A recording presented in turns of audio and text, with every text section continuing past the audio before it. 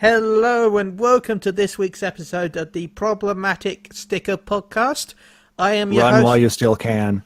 Damn it, I didn't even get to say who's hosting. Klauss is hosting again. Welcome our host Klauss to the Problematic Sticker Podcast. Sorry, Ben, I had to do it. Fine, I'll go play Dokkan Battle. You can go host, I don't care. This world tournament ain't gonna grind itself. Well, it did if I had a bot, but then I'd probably get banned. But still.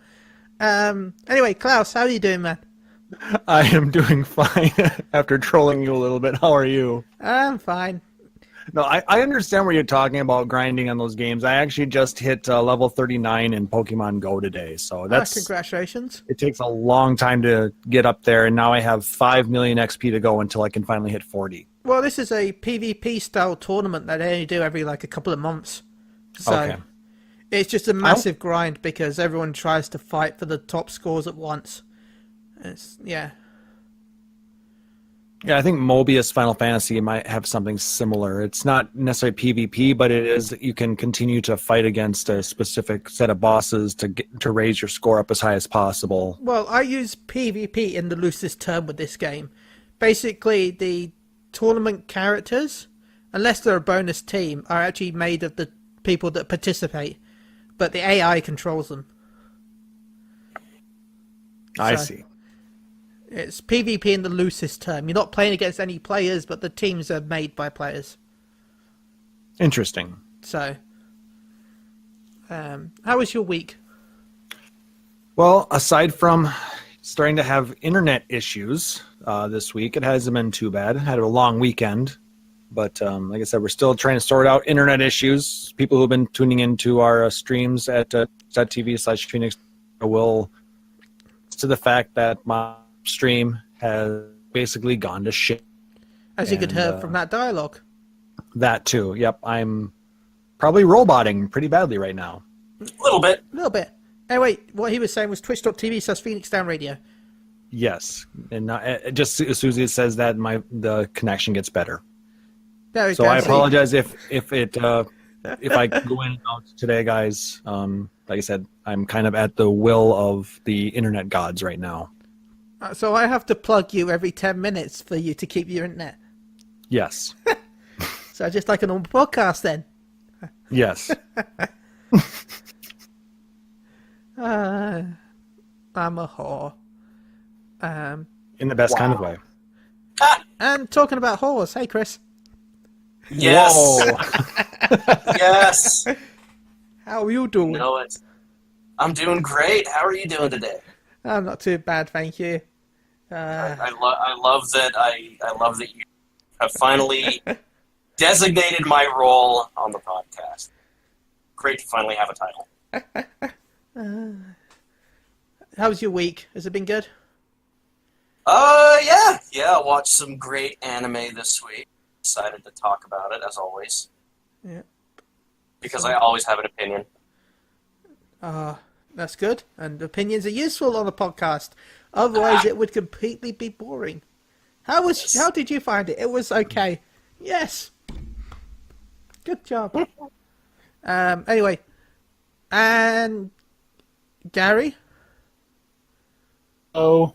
Hello. How are you? I got to, watch some blah anime this week. But other than that, I'm good. Did you just say blah anime? Just to piss Chris off over here. Blah anime. Blah anime. Get angry, Chris. I want you to scream and yell at me like you do. No, I'm going to save it. I'm going to save it until we actually talk about it. Okay. We're going to let it build up. I'm going to let it build up. Until you can't take it anymore. So we'll do a quickly bit about Dragon Ball. They showed a couple of screenshots of Vegeta in Super Saiyan God mode recently. You can check those up online. We saw a concept of it a while back at Comic-Con, I think it was, where we got to see Vegeta in all his different forms, and for the first time, the anime anyway, at least in the manga, they already did God for Vegeta. In fact, in the manga, Vegeta was the first one to realize that God was a little bit faster than Blue. I think it was. So during one of the tournament fights, Vegeta was actually switching between God and Blue, so that way he could trick his opponent, because Blue would do more damage, but God would go faster. So he would go to stay in God, rush towards the enemy, and then switch to Blue. And then also Vegeta was also the first in the manga to unlock Mastered Super Saiyan Blue as well. So, damn you, anime, for ruining Vegeta. Anyway, Anime always. so yeah, the anime viewers are finally getting to see Super Saiyan God Vegeta for the first time. We also found out that Broly is gonna kick Goku's ass, because the trailer showed base form Broly beating the shit out of Goku Blue. So yeah. Yeah, it was pretty great. It's a small little GIF image, Yeah. and it shows like Broly just owning Super Saiyan Blue Goku in his regular base form. What's even the point? Like, it continues to prove to me that Beerus has to get involved, because there's Yeah. just one shots Broly again. I'm just gonna be furious. It's gonna be the worst movie ever made. I'm still calling him Blue Gogeta as the one who will beat They him. do it, but it better not be a one-shot kill. It can't be. I don't think it'd be a one-shot kill, but I think it's going to end with Soul Punisher. You know, the Rainbow Attack. Mm-hmm. And even then, I don't think Broly's going to die. I think Broly's going to survive the movie and become a good guy. I was under the understanding, and when Fusion Reborn came out, Yeah. understanding that the Soul Punisher only damages and hurts people that are essentially, Evil souls. Yeah. completely pure evil souls. Yeah. That's why Janemba died with it. Don't know if it'll work on Broly. Considering the fact that the Soul Punisher was not canon, and this version is going to be canon, They just change everything. they could just change it. But it's a very iconic move, so that's why I expect it to come back. Just like, Vegeta brought back his sword stabby move. Vegeta was canon. No, but I'm just saying he brought that back still. It'd been so long, and I just like talking about that sword move. It's amazing. It's great. Can we also talk about the manga for a second as well? Yes. I'm going to go get my barrel for the salty tears that are about to come from people. Yeah, so in the manga, we now found out that Goku first achieves the unperfect Ultra Instinct after Omen. he falls into his own spirit bomb, Yeah. and we think he's dead. Doesn't happen in the anime. Actually, he learns, what is it, Omen? Yeah, Omen. He learns Ultra Instinct Omen after pretty much Master Roshi teaches him how to do it. Yeah. I don't have the article open, but they have some quotes from it. And essentially, Master Roshi tells Goku that in all the years that he's been his student, he hasn't learned a single goddamn thing from Roshi. Tells him that because Goku is constantly, as he's trying to fight Jiren, always trying to outpower him and gain more strength by power. Yes. That it's not about power. It's about and control. And that's why Roshi goes in to fight Jiren, to prove to him that look how powerful Jiren is, but he can't really hit me. He showed it off for a little bit, and Goku watched it happen, and everybody was in shock that Master Roshi was dodging Jiren's moves, and even Jiren was like, "What is going on?" And it's because he was fighting, thinking, which is what Ultra Instinct is, and that's what Whis has been trying to teach Goku and even Beerus. Master Roshi's Fight. God of Destruction tier. Confirmed. Yeah, to fight without thought and just let your body do everything for you. I mean, he did eventually get knocked out by Jiren, but essentially realized, and he admits that, I was the worst student. And he essentially achieves Ultra Instinct Omen that way. I don't know, you can't say it's the worst student when Yamcha exists. Was Yamcha really his student, though? I still just love so much that in the anime, when Yamcha's like, I'll show up at the last minute, Yeah. and everybody's like, oh, it's like, God damn it, dude. It would have been great if he did. I still wish Boo would have been in the tournament, but he'd probably been so overpowered. No, right? The other thing I think we should discuss is the destruction of Universe 6, which, again, didn't happen the same way that it happened in the anime. Obviously, in the anime, we know that Kefla went all crazy and tried to knock out Goku. Yeah. Goku went Ultra Instinct again and, bounced off of her wave with this Kamehameha and knocked her out. Which was badass as hell. Yeah, it was really cool.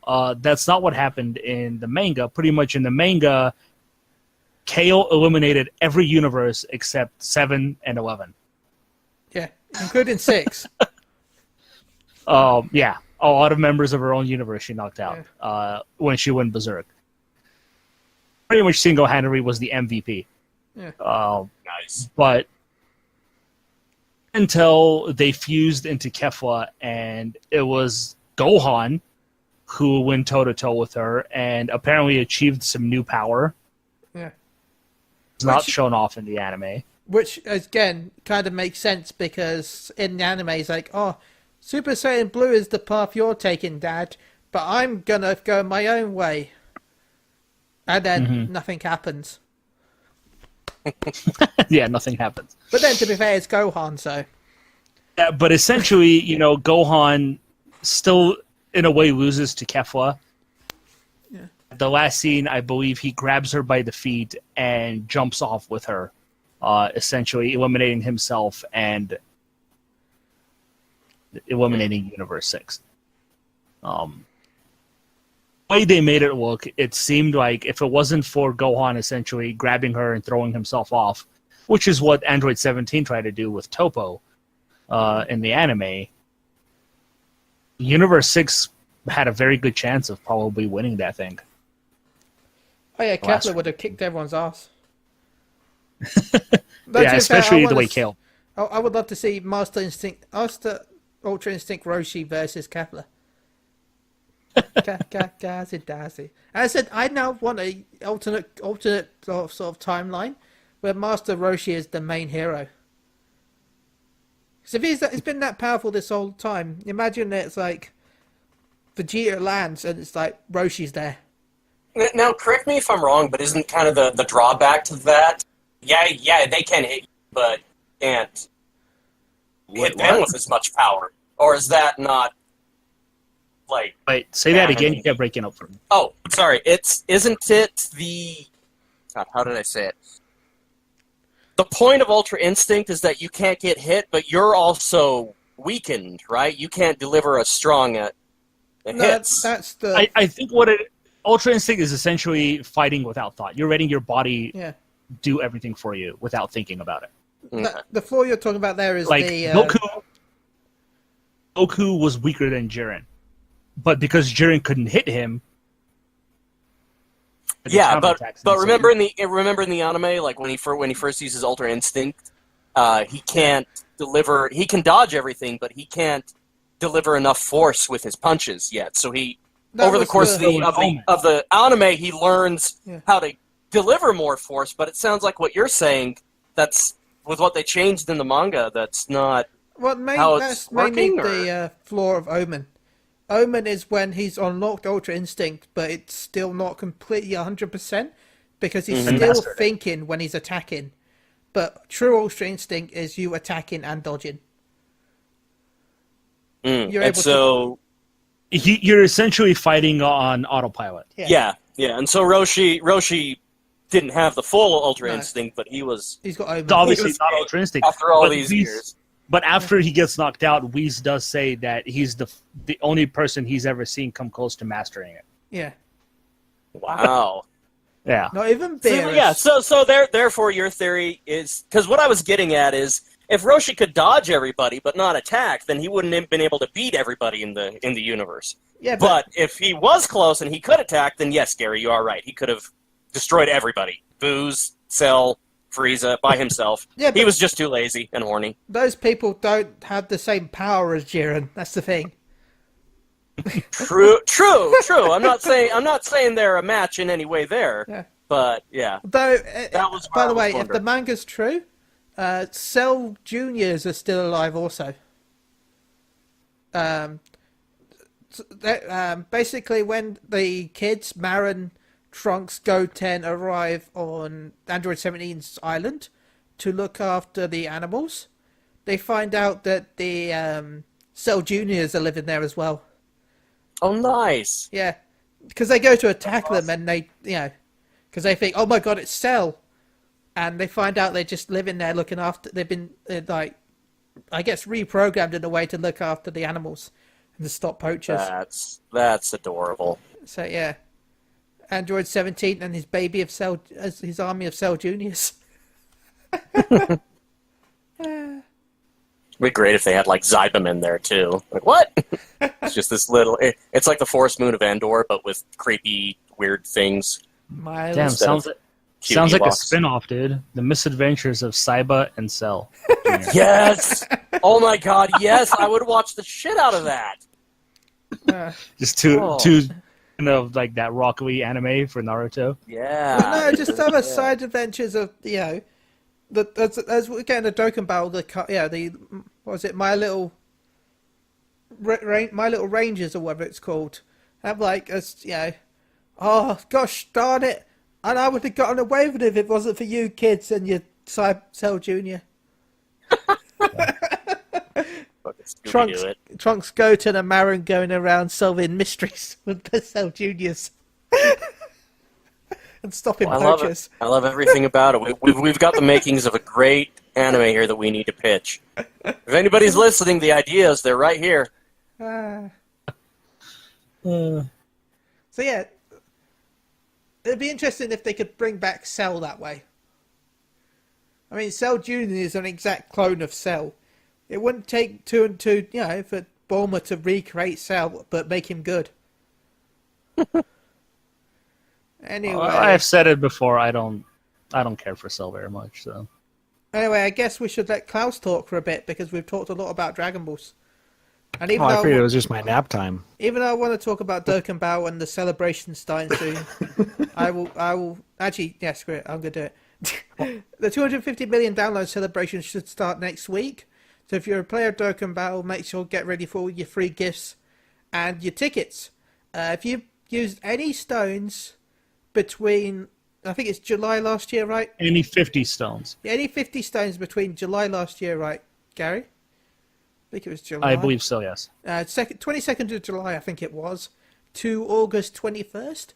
Every 50 stones you've used, this 50 stones is either on a summon, well, multi-summon, refills, anything that's in-game, really. You'll get a ticket. And that ticket will be used for a ticket banner where you'll be able to summon some units that we don't know yet. They're also dropping a free-to-play Piccolo. That free-to-play Marin card will come out a couple of weeks later. I'll talk more about that in the future. And they're also dropping a Goku and Frieza card. Well, 2 Goku and Frieza cards. They're dropping a Goku transformation card and a Frieza transformation card. And a Goku Kaioken card and a Frieza just slightly pissed off card.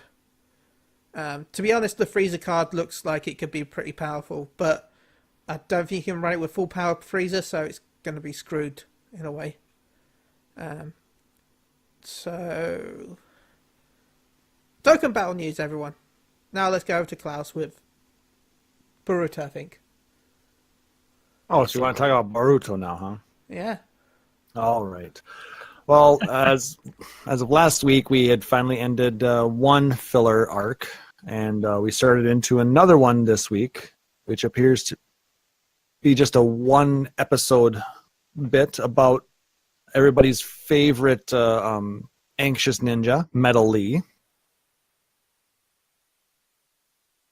and they want it. Basically, it's going to focus on Heidi. I'm surprised it's one episode. They could have done a lot more than that. And it looks like my internet is acting up. Oh yeah, Yeah, I heard that. Yeah, Yeah, you're breaking up. I heard for that me. last bit. Yes. Okay. I'm sorry. Klaus. No, I'm monitoring because I saw it go red there. I'm like, okay, maybe they can't hear what I'm saying. Oh, So mine's again- been going red occasionally as well, but I think you can still hear me. Okay. Yeah, I was able to catch the what you said, and yeah, it's something that they could have gone more into depth with because everything was there. But I'm Yeah, kind of happy they didn't, though. I thought maybe they'd go 2 episodes with it, but they were able to wrap it up okay. I like I said, because of the subject matter that they're talking about, like I said, before we get into the story of it, anxiety and these types of things, it's something that affects a lot of people. And I was hoping that they would have been able to go a little bit more in depth with the subject, because I think it could have been very helpful to a lot of people who watch this anime. mm-hmm. But I digress. Where the story begins is Team 5 is on their way to get their next mission. And as they meet up with Team 7, they see Metal Lee is sporting some fancy new bling. That was a pretty fancy pendant he had on there, wasn't it? He rocking them diamonds and stuff. Bling, Yeah, I bling. don't know exactly what it was, but we come to find out that he bought it because it's supposed to help him with his anxiety issues. That wearing this pendant is supposed to make him less anxious. Hey, is this the Lee that doesn't know how to use ninjutsu? Metal Are you talking also about does that? not. It does not do very well with ninjutsu. Just like his father, he focuses more on taijutsu, the fighting aspect. So they get a mission to basically take this antique, priceless platter to its new location, and no sooner does Metal Lee get his hands on it that they break it, which does wonders for his self-esteem and his anxiety. But he still believes that this pendant is supposed to be helping him, so he continues to sport it wherever he goes, including his new training session with his dad, Rockley, where he is going to show him the beginnings of the 8 inner gates stuff. Yeah. Because it's not really a jutsu. Technique. It is It's called the technique. 8 Intergates technique, isn't it? Yeah. Technique, yes. That was the word I was trying to think of. But as soon as he sees that Metal is wearing this pendant, he's like, well, what's that for? He's like, oh, this is supposed to help me with my anxiety. And Rockley knows that, if you have any doubts in your mind, you're not going to be able to do anything with this technique. And in fact, it can be very dangerous. So he says, well, we need to postpone this training right now. Mm-hmm. And that actually makes Metal Lee think that he did something really wrong. Rockley doesn't explain very well what's going on. So it makes Metal a little bit more anxious. Yeah, than maybe he the would have way been. Rockley reacted was a bit weird. Yeah. I think Rockley is still trying to get the whole hang of this fatherhood thing, from what I'm seeing. He's a good guy. He's a hell of a ninja, but he's really He's a little dense. He's trying to come into his own in this. And there's a small little scene, because we end up seeing Metal Lee kind of figuring out what he's going to do with all of this, because he's really sad. And everybody's favorite ninja then happens to oversee what's going on. And he drops in from the sky, wheelchair and all. Oh, yes. Guy Sensei comes in and sees that Metal Lee is troubled. And asks him what's going on, and he kind of explains the situation. And he's like, oh, well, you kind of need to, figure out your issue for yourself. You need to own it, You need to come up with what to do on this. because he's coming off of the whole situation where back in the Great Ninja War he lost his leg, and he has been spending countless years on rehabbing and getting used to having this basically prosthetic leg. It doesn't seem like it really does much of anything. It's just more for looks because he's going around in the wheelchair all the time. But it doesn't seem to stop him or his youthful spirit. Did you really think it would? No, not. I don't think. Not Guy with guys. Sensei is going to be 90 years old, and he will still be in the springtime of youth. Yep. Oh yeah. He'll never drop that shtick. But he'll still be kicking ass and taking names, though. I'll tell you that much. Oh yeah. So he's actually on his way to the school to give a talk with the students about the Great Ninja War and what he had done during in his time and how he's been dealing with his injury and all of that stuff, and talk a little about taijutsu as well. So he invites Metal Lee as well as the rest of Team 5 to come along because wants to learn more about jutsu. And Iwabe, I believe, is it right? Yeah, Iwabe is a huge fan of Guy. He's almost as big a fan as Rock Lee in some ways.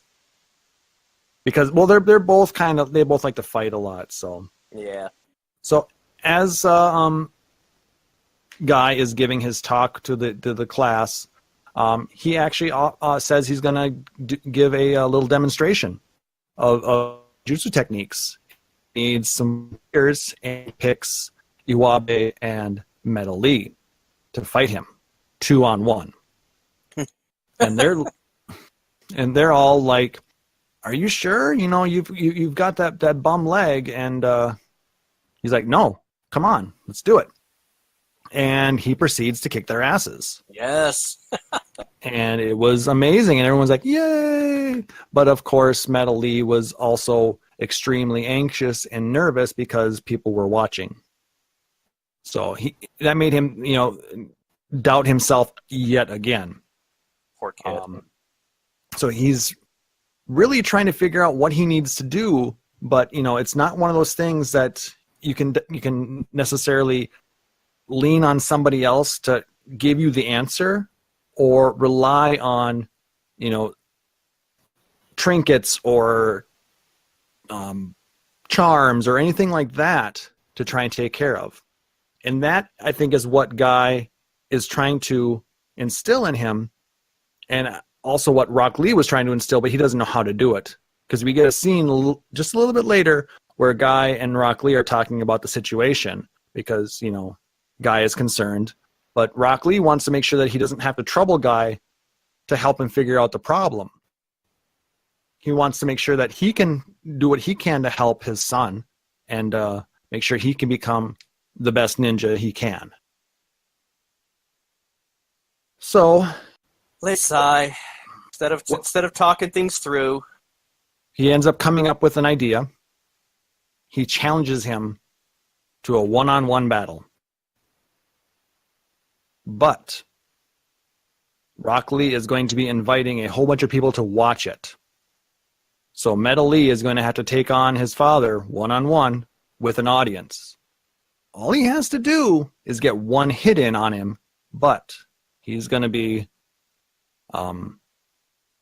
he's going to have to deal with all of that, all the people watching him. Mm-hmm. Performance anxiety. So he doesn't know if he's going to be able to do it. In the meantime, they get another mission where they have to escort another priceless vase. Or no, wait, hold on. That's at the end of the episode. What is the one? They end up having to try and track down a bank robber or a jewelry store thief, wasn't it? No, that was in My Hero Academia. No, there was something in here where they ended up losing the guy. They end up losing the guy actually. because Metal Lee now has 3 of these charms on, and the clinking noise ended up giving them away. I don't think it was covered. I don't remember it being actually in. Yeah, I mean, I think it was. No, they didn't actually show this part of it. They were talking about it as Yeah. they were walking away. But he ended up tripling down on these pendants to try and help his anxiety, but it ended up, like I said, making things worse. Not only because it didn't help him, but it made him actually trying to do his job that much more difficult. I'm picturing failed. him in like, yeah. But anyway, they get to the fight, and Medley has these 3 pendants on. He shows up, and he's all nervous, but he's going to do it. He ends up grabbing the pendants and ripping them off in a glorious style, just... Yeah. And they start to have this fight. And he starts to get really nervous. But he starts to realize that, that being the anxious Medley is who he is. Yeah. And he doesn't need to change who he is. He needs to accept it. He ends up using his anxiousness, and he creates basically a brand new style of the drunken fist out of all of this for some weird, and I don't know what reason they came up with it, but his movements were so out of the ordinary and unable to be they're unpredictable that Rock Lee could not counter, could not block, and he got his feelings through so much, he ended up opening up the first gate of ceiling and used a Konoha Senpu and kicked Rock Lee through those stone hands in the back of you say used. Damn. More like slightly. Yeah, well, you saw it. He had the glow. Yeah, true. It started to open. I mean, but the power that he was able to exude from that, Oh, yeah. just by believing in himself and knowing what he could do, I mean, it showed that he was able to overcome some of his issue. He still has a long ways to go, which is why I was hoping to expand it on this a little bit more. But he's on the right path right now to understanding who Medley is and what he needs to do to make himself the best he can be. That's why I'm happy they didn't do it too much, because I'm worried that if they had expanded it, they would have sort of rushed like a counter arc. By only having like a small section, we can maybe see in the future him growing in like another spin-off episode. Or maybe they'll add little elements of it when he is featured within different pieces of the story. Yeah, I'd rather that than having 2 episodes and it like looking like he's sort of, got past it. I'd rather than expand it over future. I mean, it's not like it's one of the arcs where a character is trying to learn one of these special techniques or jutsus. Yeah. We may end up revisiting it as he tries to relearn the 8 inner gates. Yeah. But like I said, I'm glad to see that they're trying to tell people, hey, everybody's different. You don't need to be somebody else. You need to be who you are. Mm-hmm. And it's a good message to relay. How they go about it is a little bit wonky, but like I said, their heart's in the right place, I think. And overall, like I said, I think it was a much better episode than the last 3 episode arc we had. But yeah, it was definitely probably one of my favorite episodes they've done in a while. At least ones that aren't main storyline. Filler wise. Exactly. Though I did really enjoy the episodes in the Mist Village. Those were really good too. Those were pretty good. But I felt that went on a bit too long for me. I don't know. Like I said, I thought it was paced well. Maybe they could have taken an episode out of it, but yeah. What about you, Chris? What are your thoughts of that?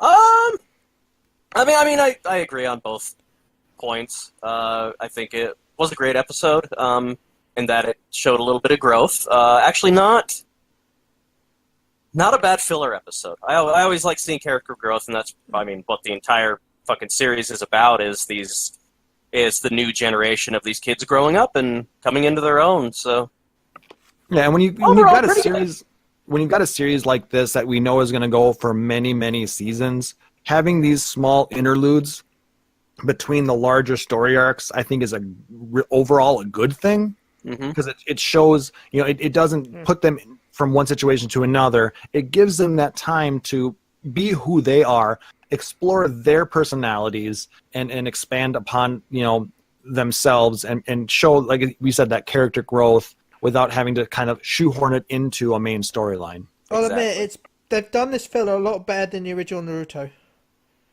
Because that really, I don't know, that didn't really have that much character growth. When you think about it. I mean, the filler was like, it never felt like it tied in with a lot of the episodes. And look at the end series where Naruto suddenly got one power up, then another power up, then another power up, then another power up, and then another power up, and still lost. Really, in a way. wasn't that Bleach did that too? Yeah, Bleach did that as well, and that's why Bleach died. It's coming back. It's coming back. Bleach Netflix series is out soon. The movie's out soon, isn't it? Yes. Yeah. The movie's coming out next month, I think. I heard it's actually not that bad. So, and I like Bleach actually. I don't care. I'll go and. I love Bleach. I'll dab on those haters. I love me some Bleach. Oh, yes, I fucking love Bleach. I always have. Yeah, I have a full-size replica of Ichigo's sword. I've cosplayed as the shopkeeper, so. Yeah. Ooh, yes, dude. I have I think it's an 8-foot Tensa Zangetsu replica too. Mine's only 5 foot, but it's the original one he had. Nice, yeah, just the regulars Zangetsu. Well, no, yeah, I think it's like 5'3" because it's almost as tall as I am. Nice. Hell yeah, no. When the whole like original versus Naruto fucking fandom thing was going on, I'm like, really? Can you not just like both of them? I like both of them. Is that wrong? Yeah, I liked both of them as well. It's fine. Hell, I liked Bleach more at times than Naruto, in my opinion. I don't care. Hate me, guys. They all have their ups and downs. Come at me, bro. I mean, Aizen will always be one of my favourite villains. Yes. But that was my plan all along, sips tea. That's so British. That's just... Aizen that's why he was a villain, is he was British. Yeah. Well, you Americans are making every villain British. It's evil. Let's give him a British accent. Well, you are all evil, Ben. I am not evil. Sips tea. Where's my tea and my pet cat?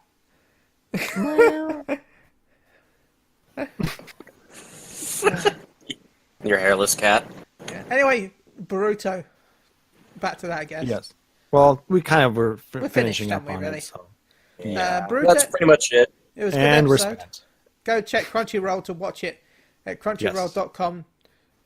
Go sign up for your free membership or premium membership. Sponsor us. Hey, I sent an affiliate email to try. Hey, there you go.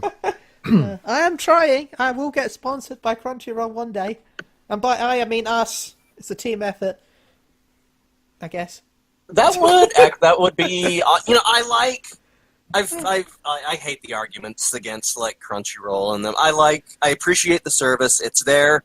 It's nice. You guys are giving me access to animes that I want to watch. That's all we want. Give us access to the shows we want to watch, and we won't pirate. It's that simple. Being someone who lives in England, and how screwed our anime was in like the 80s and 90s, I'm an old man. And even the early 2000s. To have a service that will give me anime that comes out in Japan at almost the same time as it comes out in Japan, I don't give a shit if it's a bit laggy or a bit mistranslated-y or a bit error-y.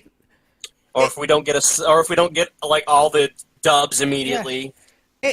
It's still faster than what I had. I had to wait 20 years for Dragon Ball. 20 years. I'm sure you can wait an hour. Yeah. 20 years? An hour? Was it worth it? And even then, 20 years later, we got the Big Green dub, which is, yeah, if you ever watched... I do recommend to anyone who listens to this right now, go spend 5 minutes and go listen to the Big Green dub of Dragon Ball. It's okay, we can wait 5 minutes. Kamehameha! Kamehameha! Every attack is Kamehameha. Even when he goes Super Saiyan, it's Kamehameha. The Dragon Balls aren't even called Dragon Balls, they're called Wishing Orbs. And the Saiyans aren't called Saiyans, they're called the Space Warriors. Would you like to come touch my wishing orb? Oh my. Yeah. When Goku transforms for the first time, it's like, Frieza, I am a super space warrior. From Earth. No, Yeah. you guys really got that? Yeah. Oh. And You Piccolo poor is now thing. Big Green. That's his name. Are you serious? Why? Yeah. Why has this not been a bigger thing? Oh my god. That's why it's called the Big Green dub. And they even dubbed the movies, by the way. Yeah. They even got to the movies. Big green. Yeah. It's like, I want my magic stick! Do they have posh English accents? They kind of do. And like, you know the Cooler movie where You're Krillin... describing the best dub I've ever heard. What's that? This sounds like the best dub ever. Right?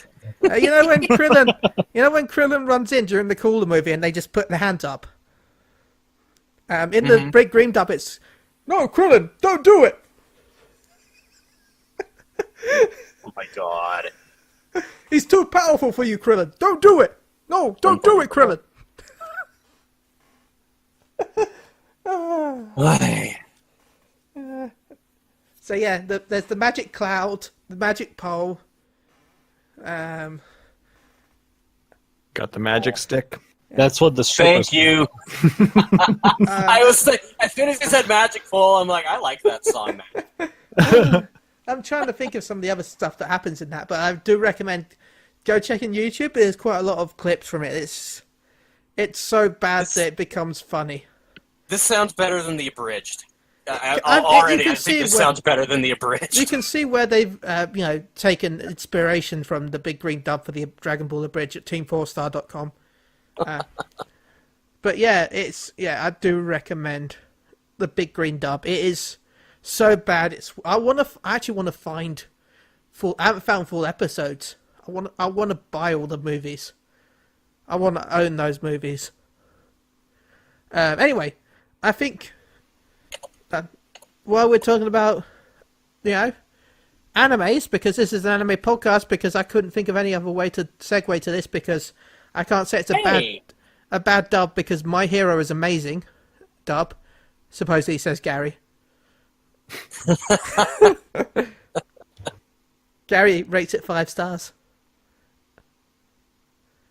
He does. I don't know why he's angry about this, because... I think his microphone's cutting out again. Okay, well... Oh no, I'm just being silent. Oh, okay. I haven't watched it, so I'm just being nice.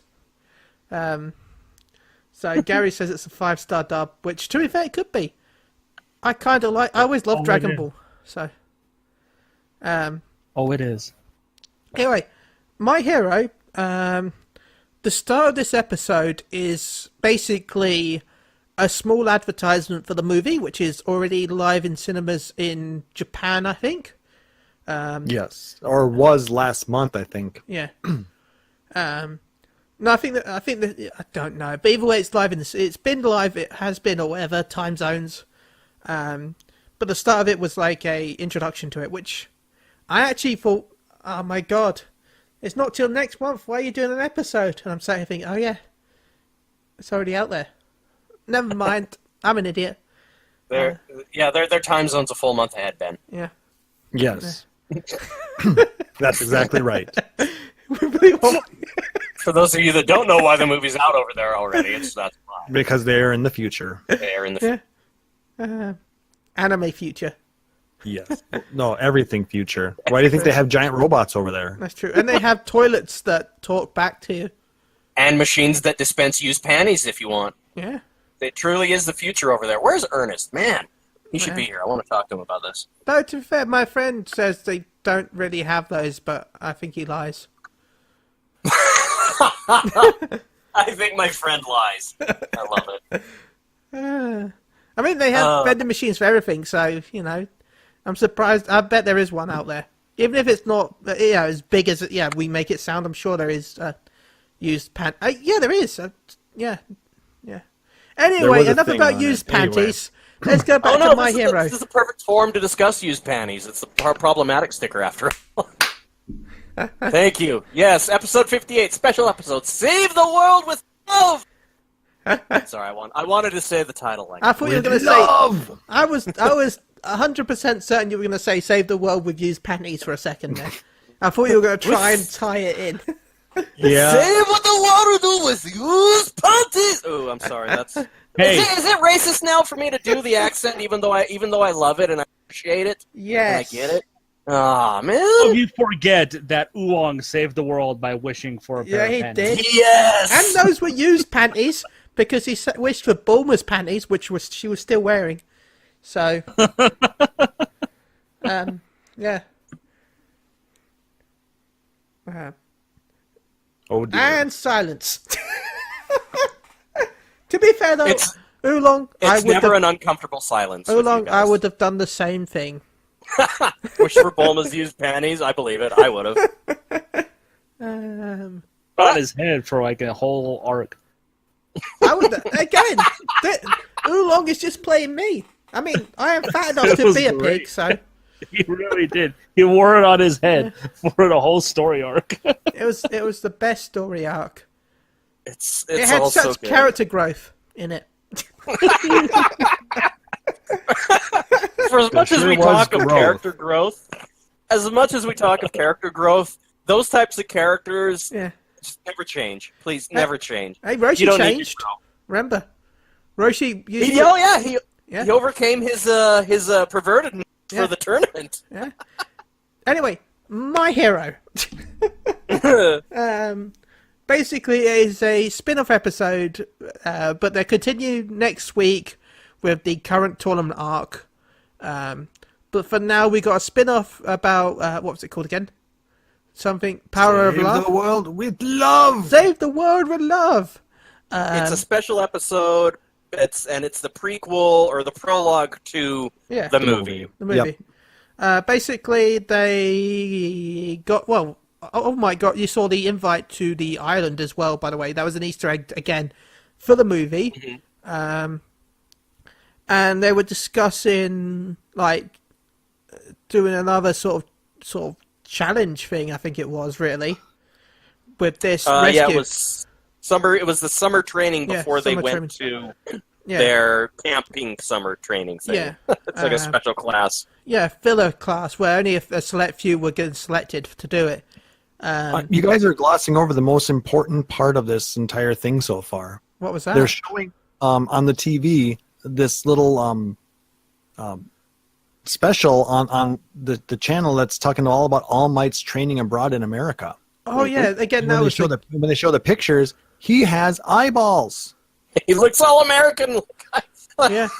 Again, that's another Easter egg towards the movie. Yes. Yeah. Well, like I said, this whole thing is an Easter egg for the movie, really. True.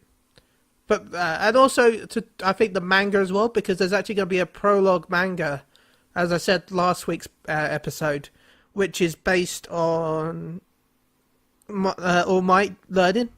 Basically, it's set after the previous All Might passed away from All for One, and you'll see him go to you America. Nana Shimura, Yeah. the previous Yeah. owner of of One for All. This spin-off manga itself just after she dies, and he's almost saved by Gran Torino, I think it is. Mm-hmm. And the manga will be set with him going to America and meeting this person you see in this little Easter egg, and they train together. David and stuff. Shield. So He actually becomes his kind of like his sidekick. yeah. Again, that's So it's the Robin to his Batman. Oh my! So you're saying All Might becomes Nightwing? No. No. Well, maybe. No, Deku. Deku is Jason Todd. And God. back to My Hero. Anyway, They have to.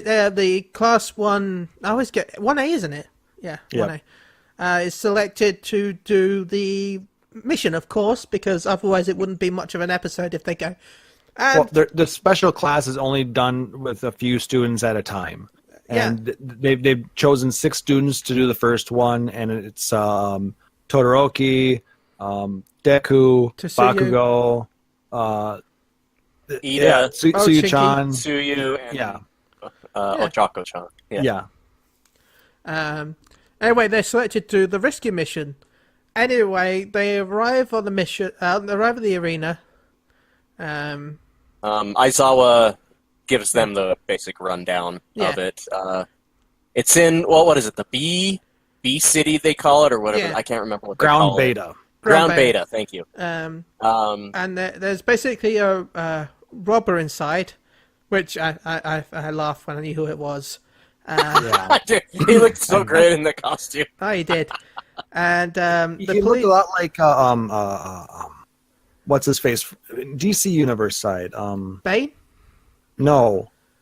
Uh, I'll think of it in a second, but continue. Anyway, the police outside, which are cardboard cutouts, by the way, which I found funny. Deathstroke. Deathstroke, yes. Yeah, Deathstroke. He The did mask. actually. Yes. Thank you.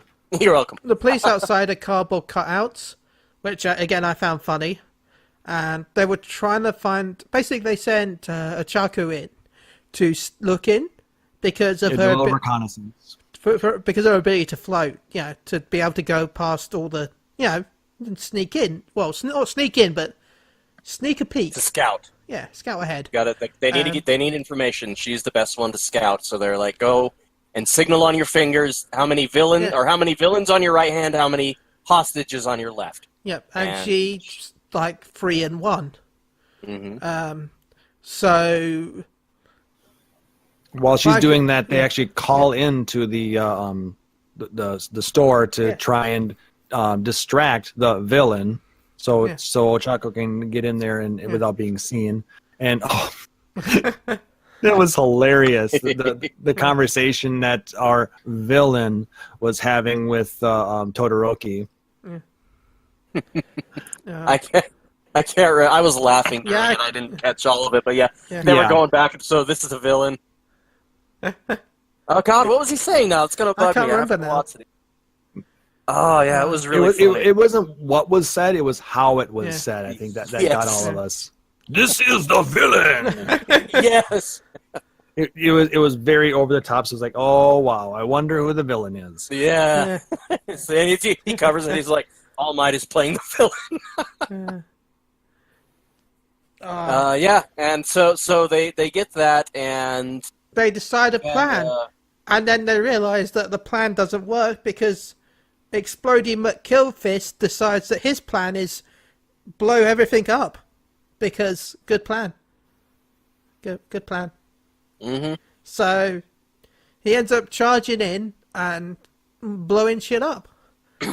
Like he does, Yeah. which that's Bakugo's specialty. Yeah, that's his specialty right there. And they try to rescue the hostages, and they do. Well, they save the hostages, should we say. They don't get injured. But then before they even get to that point is when we see on the ground the villain is no with a more. bloody chest wound and a knife with blood on it. Well, we didn't see the knife, right? Because we thought he blew him No, up. we did. They showed the knife. They showed the and knife on the ground. chest wound.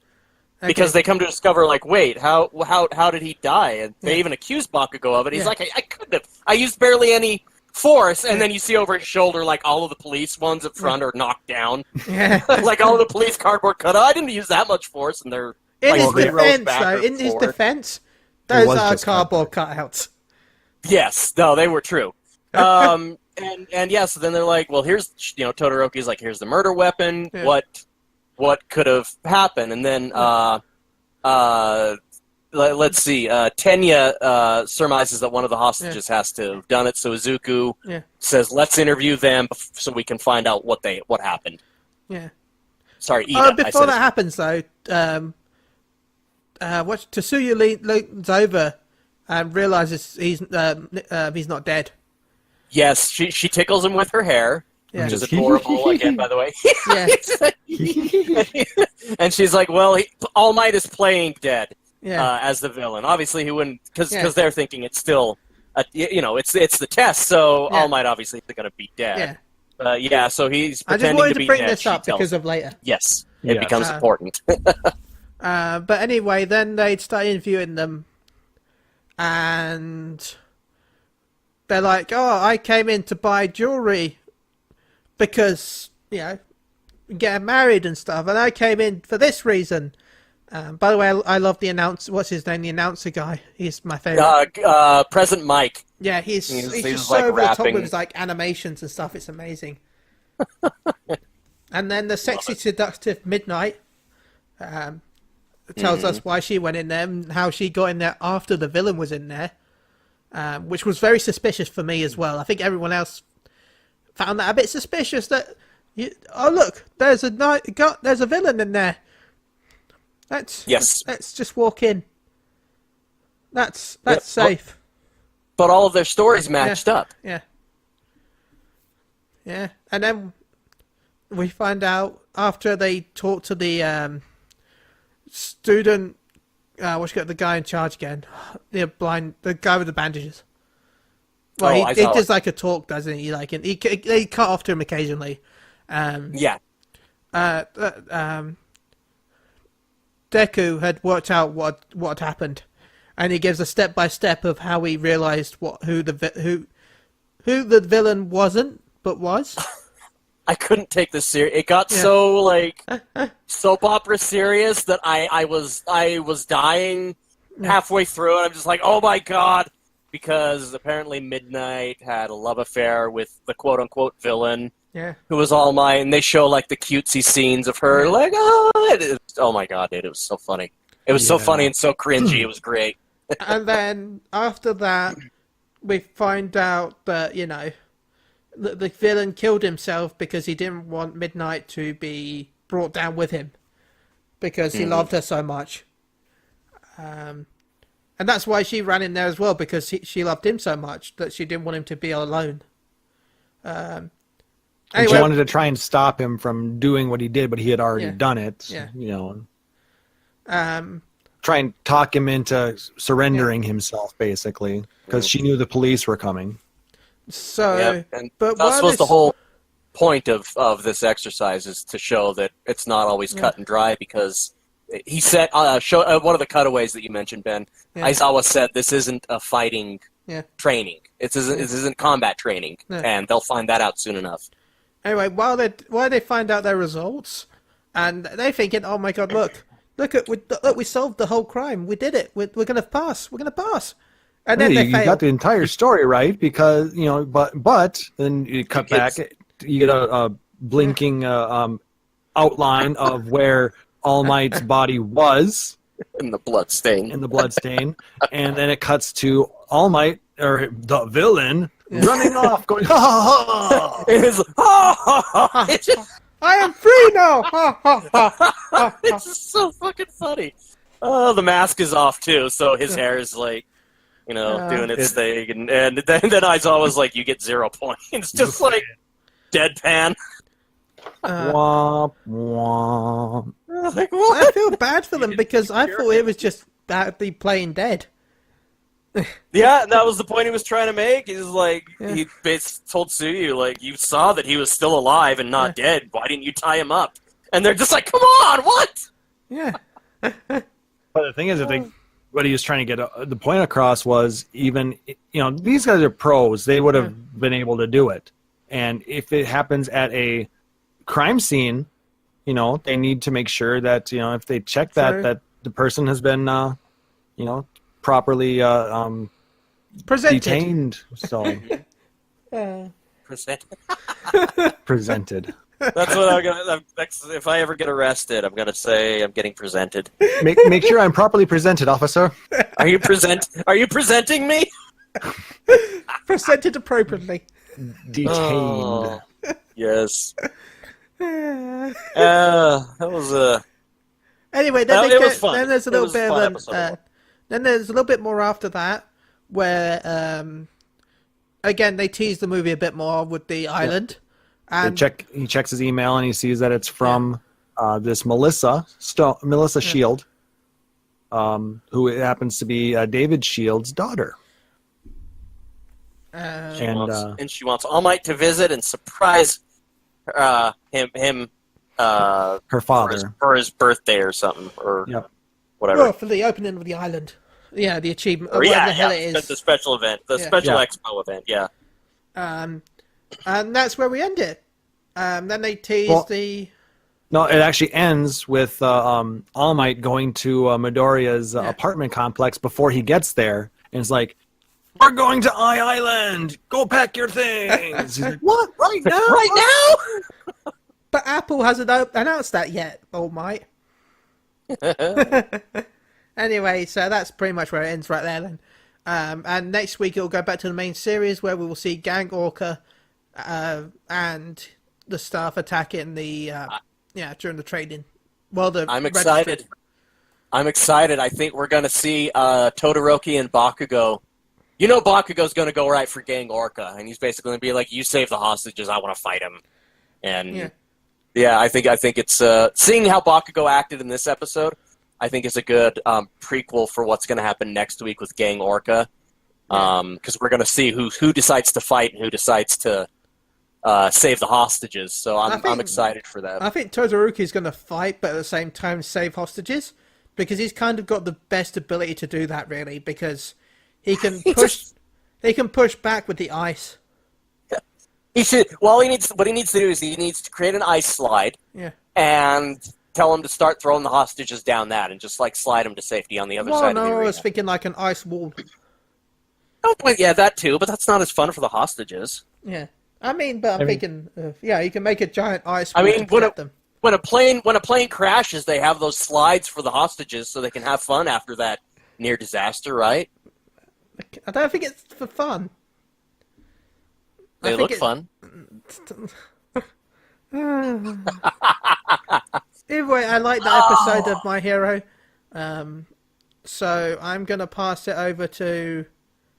Are we going to be talking about Attack on Titans? I don't think so, because I don't think Garri had a chance to catch up on it on the first episode. So we want to make sure that he can see it before we start talking about it. Yeah. So Garri, for next week, watch Attack on Titan Season 3, Episode 1 and 2. And maybe 3. But That's your possibly homework. 1 and 2. You too, Ben. Yeah, Ben, you too. I haven't even watched Season 1 or 2, so... Well, We'll get on it. you got time. So Garri, okay? I'm going to take no answer is yes. Sure, yes. There we go. He's very so mad today. Come back to the love, my friend. We love you. Anyway. Discord is trash. Like Skype all over again. Maybe it's just your microphone. It's a bit weird. And everywhere else. Yeah. Anyway. Moving on. Let's go talk about this week's anime that I'm now going to butcher. Golden Kamui. There we go. No, I didn't even have to say it. There you go. So, Chris, as it was your anime, do you wish to start? Yeah, so Golden Kamui is a anime based on a manga. They aired the first season this year from April to June, and I watched it. I thought it was interesting. I enjoyed it, so I thought I would recommend it to you guys. And I'm getting some mixed vibes here. It's a story about a Russo-Japanese war veteran named Saichi Sugimoto, otherwise known as Immortal Sugimoto. Great guy, body covered in scars, because apparently he has been close to death multiple times, but nobody's ever been able to kill him. So after the Russo Japanese, Sugusu. yes, Immortal Sugimoto. After the war, years later, no home, kind of a drifter. He's still got his uniform on. He's panning for gold in the Hokkaido region, and another homeless guy, whatever, told him a story about the local Ainu people and some rare gold, and how one of the leaders called Noparabo, apparently so named because whenever anybody asked favors of him, he'd put a thumbs up and say, "Hey, Noparabo." But he killed all of the Ainu people and then hid the gold. And then in prison, the story goes that he tattooed 24 of his fellow inmates with all of the different parts of the maps to make one whole map to show where the gold was hidden. Thus, the story begins. Our story here with Sugimoto hearing about this. The prisoner or the guy that he was talking to by the river turns out to actually be one of these prisoners. He tries to kill Sugimoto after he kind of comes. He'd been drinking, so he comes to his senses, realizes what he's done, tries to kill Sugimoto. Sugimoto, obviously not unkillable, fights back. The dude runs off and gets killed by a bear, and then sees the tattoos on this guy's body and realizes, hey, this there might be something to this story. And so he meets one of the locals. What do you want to call them? They're Ainu. Indigenous, yeah. They're like indigenous people to that region. They're called the Ainu, and the bear that apparently killed this guy attacks Sugimoto, and she saves him because she was nearby, and that's how they meet. They realize that this bear wasn't the one that killed the guy, and that there was a bigger bear, and now they have to kill this bear and then retrieve Goto's body. Sugimoto tells her the story, and she is intrigued by this because her father was one of the Ainu people. She thinks her father's dead, and Sugimoto says, "Hey, let's join up and see if we can get money. I have my own reasons that I want this money, and you want, obviously, maybe you can discover what happened to your father, or not what happened, but avenge your father for being killed." Thus starts this story of them, and as any good anime goes, we learn more about the people. We meet some new characters, all with their own reasons, and we meet a lot of these prisoners. And so, yeah, I really liked this because I liked how they really went into detail on the regions. As I said last week, it's a really grounded anime. So there's nothing super crazy going on other than the strength of one of the characters that we meet later. You know who I'm talking about, Ushiyama. Who I love this guy. The undefeated. Yes, I I'll be love honest. all of these characters. I loved the little girl, and I loved all the hunting, the food stuff she taught them. Yeah, Oh, God. yeah, it was great. That was one of the reasons why I was really enjoying it, because they went into detail. They were talking about the food. I loved the little jokes with the Osama and her facial expressions. Oh my God! The way that art style when she's just either so repulsed by or just so enamored with. Oh yeah, It's just amazing. Great facial work. You're eating poop.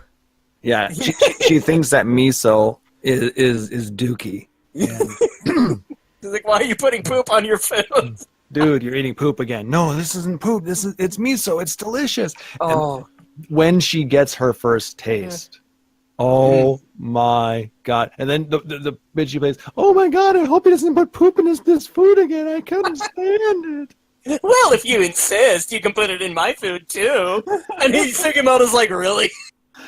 Oh, the grandma too. So, but later on, Sugimoto meets some more of the Ainu. They go to the Ainu village, and the grandma, had me in fucking tears Oh, yeah. because she's like, "Oh, let's try some miso," and like our Sherpa had explained to him like the whole guardian spirit. So they offer what they do is before they eat, they don't say grace, but they pass around their food behind their head as an offering to the guardian spirit, which is said to which the Ainu said is they believe resides in the nape of the neck, and so you offer it to your guardian as thank you for protecting me, all that stuff.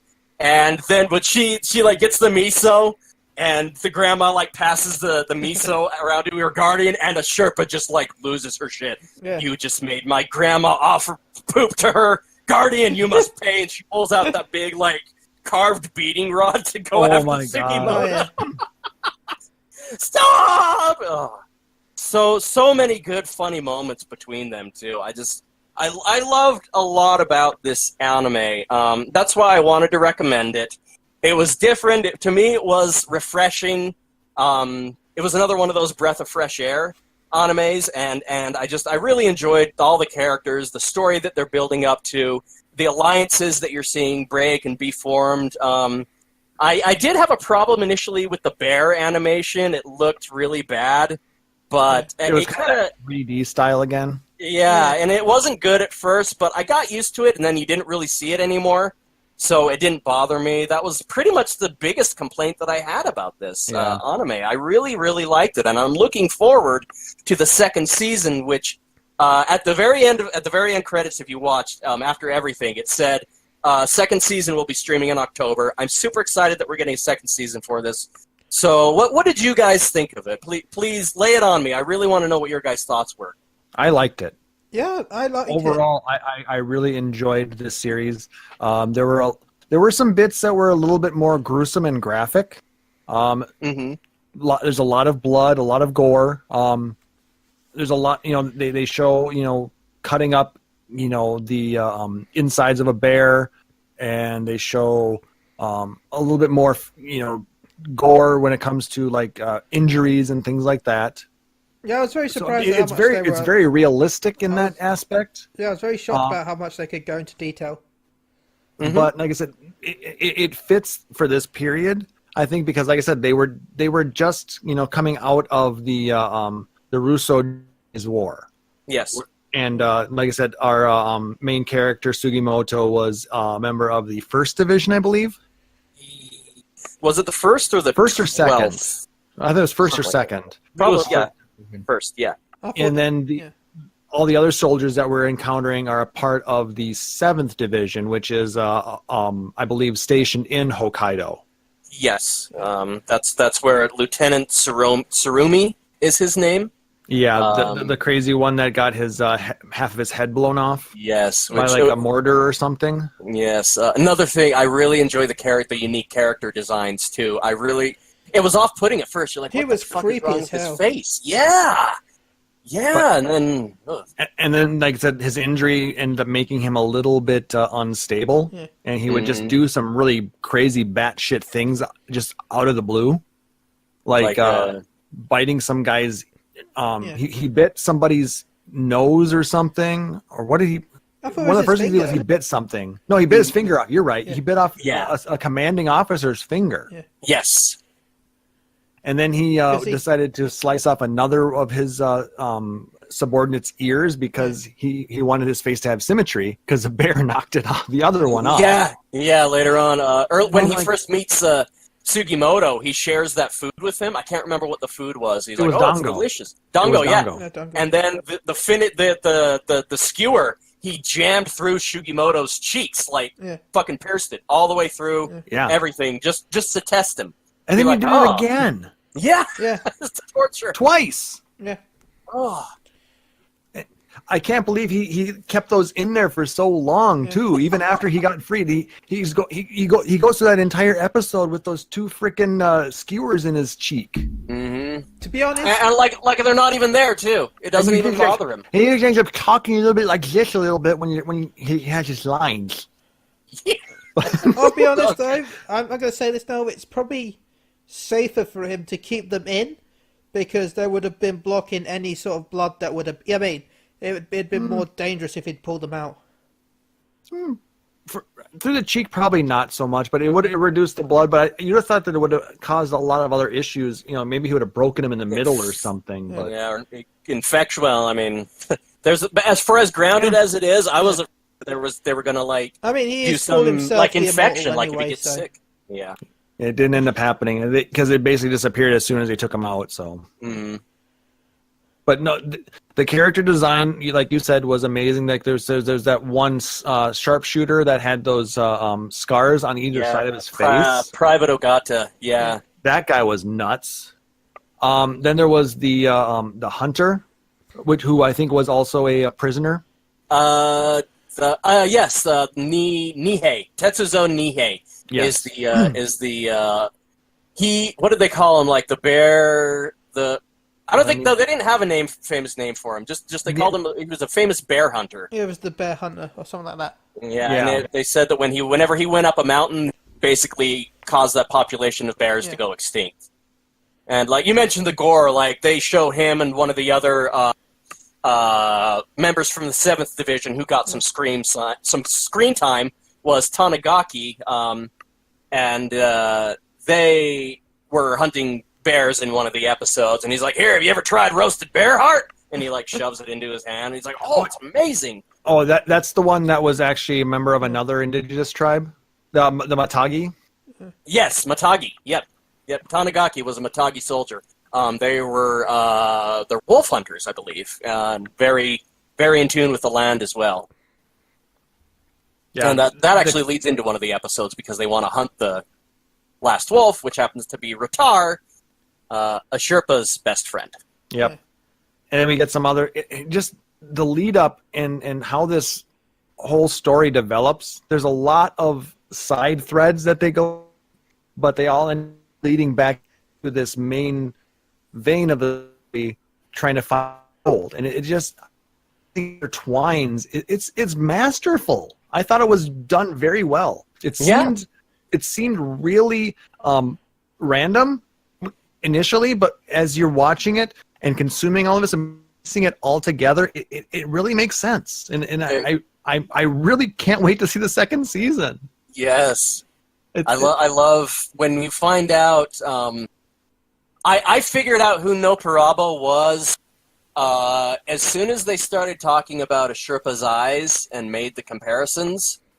We started wondering a little bit, but they basically. Do we want to spoil that? I mean, no. I would say no. All right. Well, you can edit that out then, Ben. Well, just cut me out. Well, just let them. Like I said, that part's presented to us. Let them watch and get up to that point to see if they come up with the same type of conclusion that we end up getting told about. Yes, they do. They do reveal, and you can figure it out early on enough that. But it's but then it goes into where they are leading to the second season, and that's kind of been the theme that's going on. Is because now that they're looking for these prisoners, they're running into them everywhere, it seems, and like, oh, cool. And each time they do, either the main arc of them getting this gold, every time they run into one of these prisoners, they found out a way a Sherpa can draw very well, so they will string the prisoner up and have a Sherpa copy the tattoo down, so they don't have to kill them, which they did with the Scat King. Shirashi, who was excellent comic relief too. He was amazing for the comic relief. The gambling episode. Yes. Oh, yeah. Yes. Fuck. Yeah, he's one of the escaped prisoners, and Sugimoto and him agree to split the gold, and so now they're working together. Pretty early on, about 3rd or 4th episode is when he joins their little party, and all of the other prisoners they run into, they either string up and a Sherpa copies the tattoo down, or they do end up in the situation where the prisoner doesn't live, and then, I don't know if we mentioned this earlier, but the way the tattoos work on the prisoners' bodies is you have to skin the prisoner after they're dead, or before they're dead, whatever, and then once you get all the tattoos, you can put them together like a jigsaw puzzle and it will reveal where the gold is hidden in the Hokkaido region. And that's, some of these people they come across are not such good people, and Sugimoto has to do what he does, and he's the immortal Sugimoto, and if it comes down to it, the other guy is dying, not him. And when that happens, Sugimoto tells Shirahashi to take a Sherpa away, and then he skins the prisoners, because he's the only one that wants to take that burden on. He doesn't want to expose a Sherpa to that. Yeah. Because she's still a young, a young girl. And early on, they had actually made the pact that he wasn't going to kill him if he didn't have to. Right.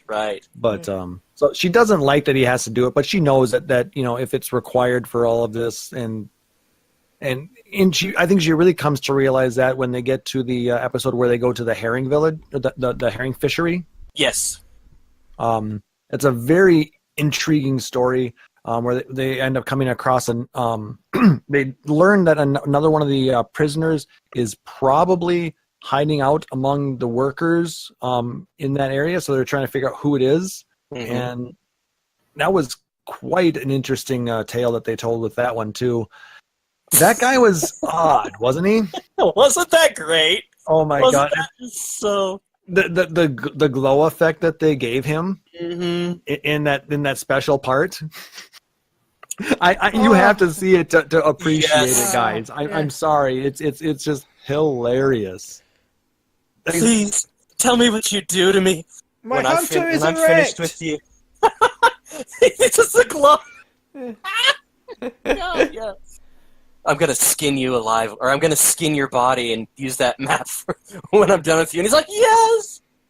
There is a serial killer that finds the kinship in the immortal Sugimoto, Because what's more fascinating to a serial killer than a person that they can't kill?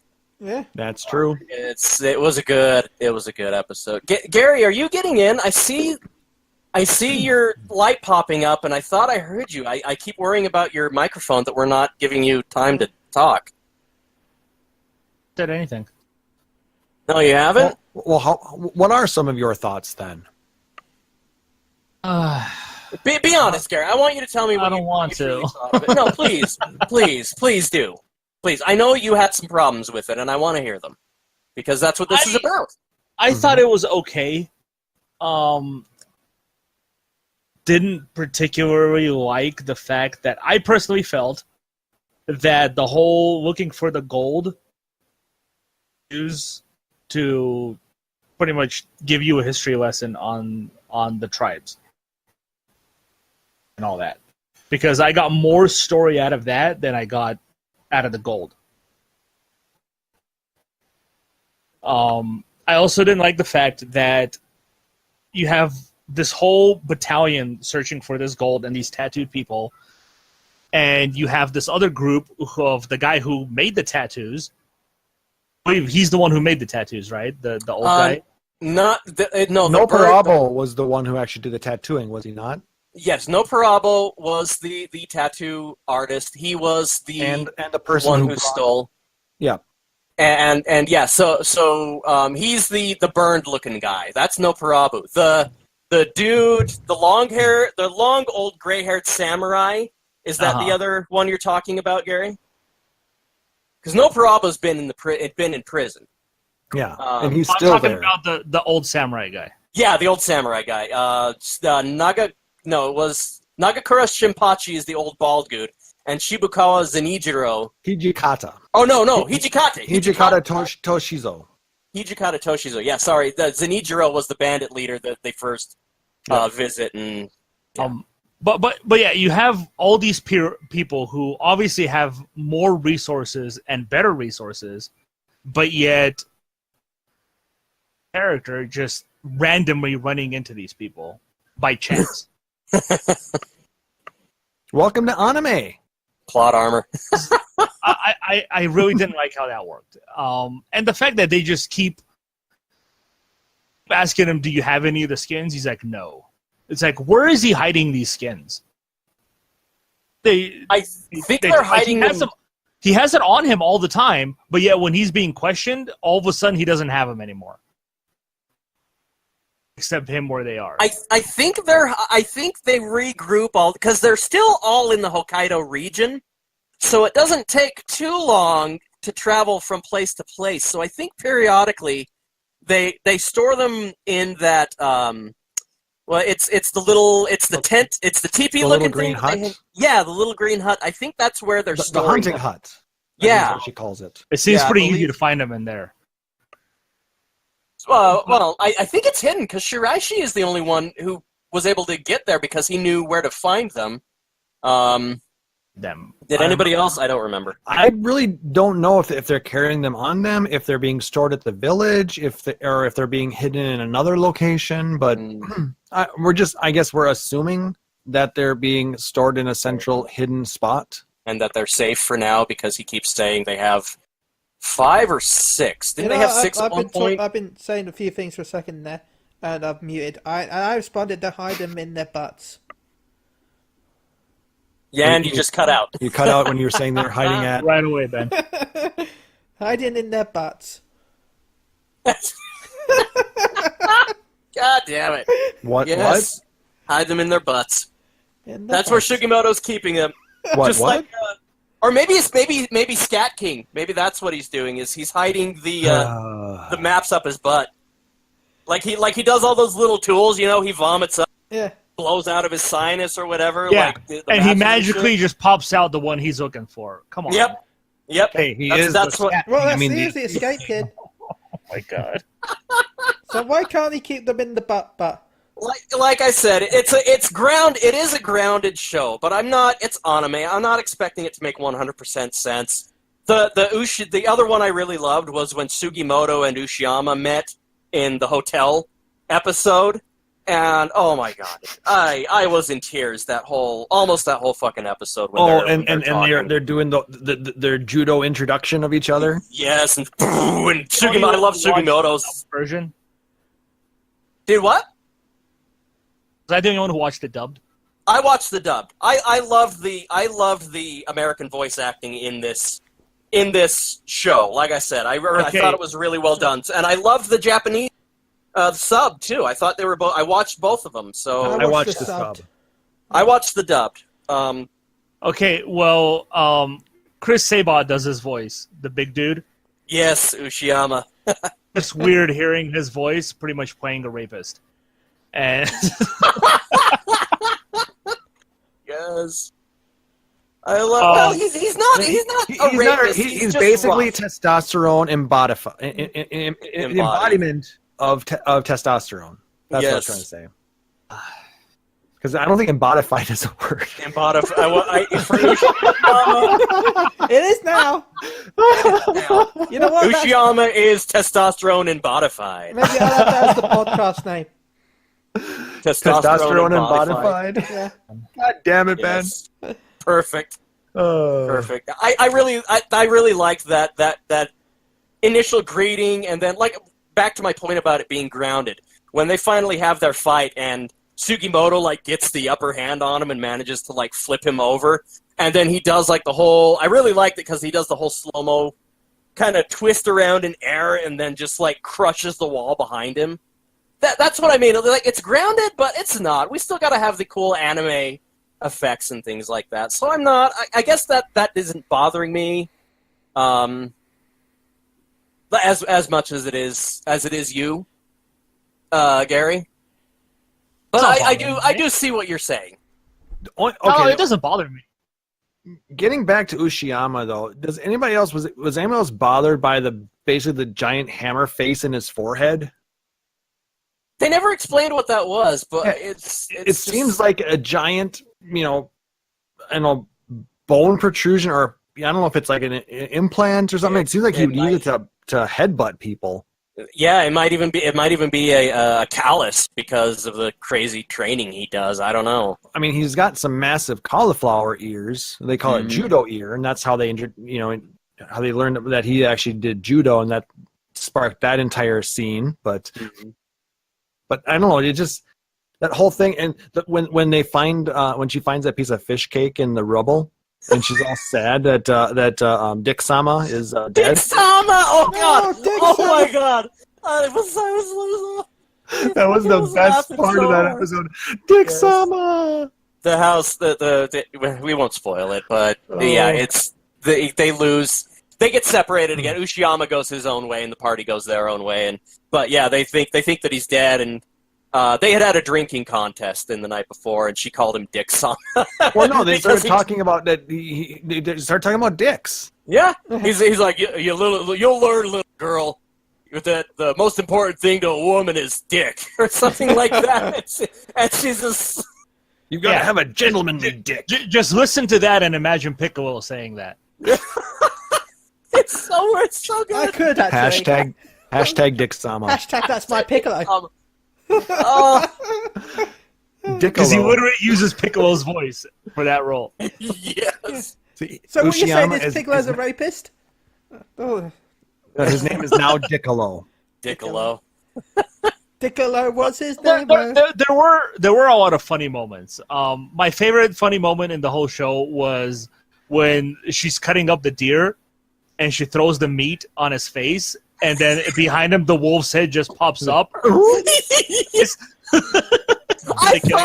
I thought of you specifically, Garri, when I saw that scene, because it's a background gag, and because of your dog, that's who I thought of. I just started fucking losing. I love that. Somebody say steak?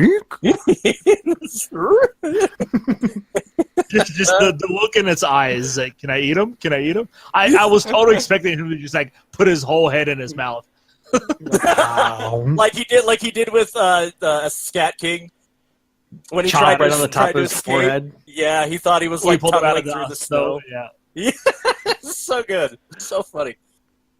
And I thought you would have enjoyed this too, Garri, because of all the snow. No, that's fine. To me, it had a serious pacing issue. Like in one from, okay, let's go hunt something because we're hungry, and then they eat it, and I learned a new history lesson about food. Then they find, they go looking for treasure, and some trouble happens, and then it's getting dark, so they're like, we got to hunt again. It's like, you're telling me you guys you saved none of it? That you have to go hunting again in the same day? And it happened, pretty much every episode to me. That's how I felt. It's like hunting, and it's like No a wonder bear all the deer are will gone. last you probably like 2 months.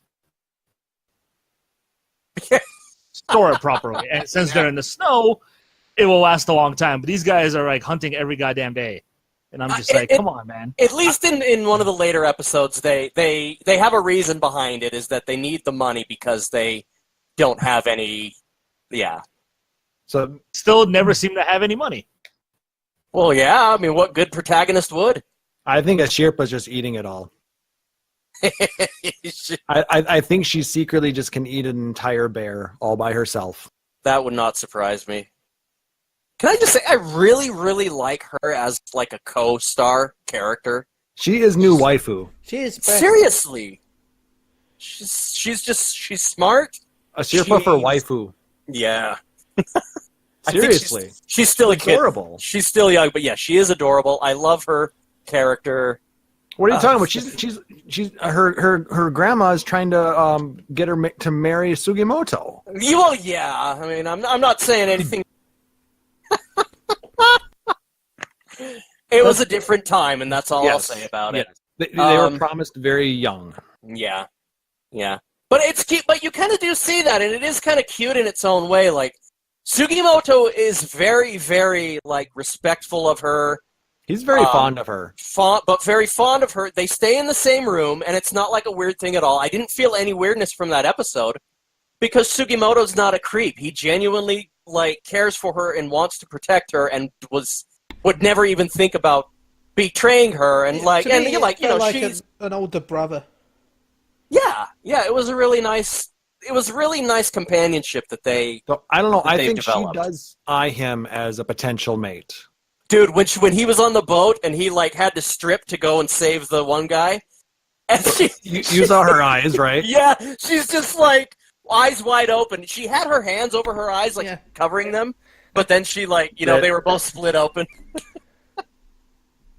I definitely ship these two in future episodes. Yeah. So Yeah, they're a great She anyway. pair. What's that? How old is she? Like, when I see her on screen, she looks like maybe 14, 15 years old. that's probably about what she is, about Yeah. 12, 13 years old. Yeah, and that's what we're saying is like, it's a different time, younger girls, but the grandma sensed a good soul in Sugimoto. She said that his guardian was very powerful, I think, something like that. And yeah, she basically gave the blessing, like, if you're going to take a Sherpa with you, I'm entrusting you with her care, because you're trustworthy. She was like, "Oh, if you're gonna go with her, then you can't leave her." Yep. So even though she is younger, and even though, yes, it is a little bit weird, it's like, you gotta watch this for what it is. It's like when the people were complaining. Garri and I have talked about this when people were complaining about Sansa, what happened to Sansa in the Game of Thrones series. It's dark and brutal, but that's, if you want to go medieval and get it accurate, that's how things were. So, I mean, things were a little bit different in this, because it is a period piece, post-Russo-Japanese War, Japan, Hokkaido. Yeah, we're talking turn of the century, like 1904, I believe, is when this took place. Yes. So I mean, yeah, things are, but I thought that was one of the big things too. Is I thought this anime handled all of that very well. None of it seemed disrespectful. It all seemed very wholehearted and wholesome amidst all of the blood and killing. And I thought that added to the kind of how the series is supposed to make you feel when you're watching it. It is fun. It is a ride. But there's a lot of history here in background that I think that obviously the mangaka thought that we would enjoy, and he created these characters, and it makes me, but it puts all that death stuff in a perspective, because that's what they talk about a lot, about what it means to be this type of man in this era, who these type of people are, and I guess more than anything, it's made me excited and curious to learn about the region and these people and these characters, and that's why I plan on continuing to watch it, because just the character development was so good. Even though the animation wasn't perfect, it was I enjoyed a lot of what I saw, as far as the visual effects of it too. So I'm very invested in the characters here, and it's like the fact that it's an anime is a bonus to me. At this point, for all the fun antics and the faces and the dazzling graphics and that. So I guess that's what I've been getting. I definitely will echo that sentiment. Really doing that, I had to take and not binge the entirety of it. Yeah, and try to watch it in like 4 episode segments. About a movie or so in length, and then let that kind of absorb in, and then I did, and then repeat. And like I said, it really was a ride, and I thought that overall it was told very well. There's so many varying art styles that we see within this. Like some of the backgrounds, they seem like they're pen drawn. I mean, I think they're maybe doing that on purpose, but you can kind of see the blue in the edges of a lot of the background. Yes. Yeah, exactly. That's to me I noticed that they almost had to do that, because there's so much snow everywhere. It would have to kind of make it pop a little bit. Yeah, and it worked really well, but still didn't take the focus away from the characters. Like I said, I agree the animation wasn't the best, but it was still good. It was a lot better than some of the ones that we've all seen. Like I said, they had some issues with integrating some of the 3D into it, like the bears were definitely a problem. Also, when they showed Ratar in 3D, the white wolf, they switched from 3D to 2D a couple times with him, and it was a little jarring. A little unnatural. What bothered me was the hair. Yeah. Like, it's just one solid color. Like, you don't even see the outlines to make it look like hair. It's just kind of blocks of it. It looks like a white full black head, or like the escape thief is just his purple or his pink, whatever it is just one solid color. Almost like a really light violet. Yeah. Wearing a hat rather than hair. Yeah, it's just the style that they chose to go with. So, but like I said, those little nitpicks aside, like I said, it doesn't detract from I think where the overall story is going and how it's building up the characters. Yes. So like I said, I really enjoyed it. What about you, Ben? Chille dog, are you muted again? Yeah, I'm muted again. But you guys pretty much, I've been talking in between. I think maybe, I don't know, I've been muted. No, you haven't been. I haven't been hearing you since. Yeah. I've been like, yeah, sure, yeah. I guess they're busy. That's why they're not responding. Yeah, sure. It would help if you didn't mute your mic. Yeah, that helps. Or if you remember to unmute it after you do. Yeah, I muted to have a drink and then sort of, yeah. Then you start having conversation with yourself. Yeah. To be fair, guys. No, I just said that, guys. But why do you keep saying what I'm trying to say? Why won't you listen to me? Anyway, you've pretty much covered what I would cover anyway, with what you've said. I enjoyed the anime. It was the brutal scenes I actually really liked. Yes. Especially as it wasn't brutal for being brutal. There was always a reason for the brutality. Like the episode where he turned down some of the food, and she was like, you killed them. You should honor them by, always using all of the corpse. Yes. So that's why I hate things that I don't hate things, but I should say I prefer things when it's brutal for reasons of being brutal. Mm-hmm. I'm not a big fan of just brutality because why not? Especially when it comes to like hunting. So that was one of the things that I loved about the anime. But as Gary said, I did find the hair a little bit weird at times, and some of the animations were a little bit weird, a little bit off for me, I thought. But apart from that, it was definitely one of the better animes we've had for a while. Well, we've been saying that, but it's definitely up there for me as one of the best animes I've watched. Yeah. Yeah, and I'm looking forward to here. season 2. Yes. Even if the plot confused the hell out of me. I don't care because that girl was too adorable.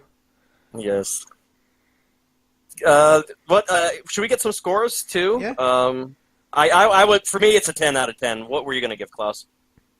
I'm thinking this is a solid 8.5. Nice, Ben. I want to give it 9. All right, Garri. What are your final thoughts and score? I would give it a 6.5. Damn. I enjoyed it. I wasn't hooked on it like you guys were. That's fair enough. And that's totally legit. We can't all like the same animes. Yes, we can. Well, we have in the past, but Yeah. Garri has a habit of hating anime and games that I really like. It's always really fun. Oh, that's not true at all. No, Garri, let me put it this way: there are more games and animes that I have enjoyed and recommended to you, liked, than there are. Whereas most of the things that you recommend to me, I actually enjoy as much as you do. So I think you're biased against me, Garri. I'm really hurt here. Because it surely can't be that I have garbage taste, because I don't. I just don't know. I don't know how to please you, Garri, and it makes me sad. he wants to please you, Garri. I do. I was so hoping that this anime would please you after the last one disappointed you so much, and I just wanted to. I want to make you happy, Garri. Is it my turn to pick again this week? Who is it this week to pick? I went after Chris last time. So are we going to go with that again? Yeah, I guess. Or did somebody have another one? I'm cool with whatever. I think the count reset. It's up to you. I mean, I have an anime in mind, or if you do, you can go ahead. I mean, I have one. Not really, but no. I can't even lie. All right. Well, I've got a couple in mind. I just don't know if you guys have seen all of these yet. Lay them on us. Fire away. If you get into an anime that's a lot of fun, yet kind of confusing. I don't know if you guys have seen Durarara. Yes. That Chris love has. Durarara. Oh, I love Durarara so much. I've got a Celty Sturluson figurine, and she's one of my favorites. Celty is best bay. Oh, yes. Gary and Ben, have you guys seen that one before? I haven't. I've seen it, yes. Okay, well, if 3 of the 4 have seen it, then it's probably not a good one to pick. No. Otherwise, the other one I was looking at was where did it go? I think I talked about this one in the past, but I don't think I ever made it a recommendation. ID Zero. I ID think so. Zero. ID Zero. It's on Netflix. So this will be my recommendation to you guys. I'll give you a quick synopsis. Set in the distant future where humanity has expanded its reach well beyond the solar system thanks to the use of robots that can be operated through the transference of human consciousness, a young student finds herself operating one of these eye machines and is sent to serve as a crew member on a mining spaceship. Okay, now this is sounding familiar. I have a watch list, so yeah, I think I know which one you're talking. I haven't watched it, but it is in my watch list. Does it have robots in it? Yeah. Well, considering the fact that it's a human that puts the conscious into a robot, I'm going to go with no. Yeah. I missed that part of the explanation. Okay. I love you, Gary. I love you so much. Like I said, it's available on Netflix, and there are 12 episodes. Nice. Well, I think Gary hasn't seen it because, yeah. Make sure it was the right one. Yep. All right. Cool. Sweet. So- Now I got a reason to watch it. So Sounds good. Because now it's homework. yes. Okay. Exactly. We're going to wrap this up now, I think, because we've been going on for quite some time. What's going on? I know. What? Never. This was another. Can I just say honestly, kudos to all of us. We all deserve to pat ourselves on the back. I've really enjoyed pretty much every last episode of this that we've done. I've always felt that we're really good at discussing anime. Yay. We talk anime good. Sorry, I ran out of steam there, but no, I thought the last several discussions we've had about all these anime has been very quality, very high end. So kudos to all of you guys. You make this magical, and yeah, Oh, thank you, it's been Chris. awesome. No, it's like I said, this is definitely the highlight of my Sunday afternoons. I always look forward to doing this with you guys, and if I know I'm going to be out and about, I try and make sure to try and get back in time to do it. So I don't want to miss being with you guys. No. Anyway, thank you. No, but seriously, Thanks. fine, I'll add to man. it. But seriously, you guys, I've really enjoyed this anime podcast, and now that I've taken over as host because Neil's moved on, I thank you for putting up with my host style, because it's been a bit weird jumping in the host seat again after all these years of not really hosting but hosting. You're beautiful, Ben. So thank you for putting up with me on both the Unchained and the anime podcast. So, and I enjoy recording with all of you, because you're all awesome folks and you're incredibly smart. So thank you. Also, Crunchyroll and Funimation, please Please sponsor sub us. us. I don't even want to be paid. I just want a little link that says crunchyroll.com/the problamtic sticker podcast. Oh, that would be amazing, right? That's all I want. I don't care if I get no money from that. I don't give a shit. All I want is that little thing so people can get like a 10% discount off or something like that. Or we can get free. You know, we can get free. I'm not gonna. Yeah, you guys can get free. I don't even care about that. But all I care about is the little link. That'll be enough for me. Because that'll be like, oh look, someone's acknowledged me. That's it's the trophy thing. You need your You want trophies, man. Senpai to notice you? Yeah, I want senpais to notice me. Senpais notice me. That's what you need. That's when you post the link to this on Twitter, Ben. Make sure you include those hashtags. Yeah. Hashtag Crunchyroll. Hashtag Senpai Notice Me. Well, I've been tweeting this to Crunchyroll. Bravo. Fantastic. Bravo. And that guy kind of goes. I agree with that. That goes back to what we were just saying. Is that I think it's quality. I think it no. Well, that's it. Yes. But no, I think it's quality enough that I think we've got quality enough here for that. Although they'll probably ask me to stop swearing so much. Anyway, But what fun is that? I want to wrap this up as we were wrapping out, but seriously, thank you all for being amazing hosts. Klauss, do you want to say your shout-outs and stuff and how they can contact you? I should, because there's a special thing I want to plug this week. Ooh. Ooh, do tell. Our main podcast, Phoenix on Radio, will be celebrating 3 years this coming Saturday. Yeah. So we've been doing this this podcast now for very long time for us. It seems like longer than we ever anticipated it, and we'd like to have you guys come join us. Like I said, live at 9:30 p.m. Eastern, 6:30 p.m. Pacific, Twitch.tv. It's on radio. That's going to be September 1st. We'll be celebrating our 3-year podcast anniversary. You can find me out on Twitter at phxdn_Klauss, Klauss. As always, thank you so much for listening to us, guys. We really appreciate it. Shout out to all of you guys for being amazing co-hosts and putting up with my shit on a regular basis. And thank you to all the listeners. Chris. Shout out to all friends, family, fans, you guys, of course, as we kept getting all sappy and teary-eyed, circle jerky, but it was fun. I'm not crying. You're crying. I'm not crying. I'm just cutting onions. I'm not crying. That's just semen in my eye. Garri, knock it off. Yeah, like where's the sticker? That's where the semen came from, Klauss. You knocked it off. That's why you get another. Yes, give it to me. And if you wanna see any of the insane shit that I retweet on a daily basis, you can catch me at Devangel. That's DEVANGIEL.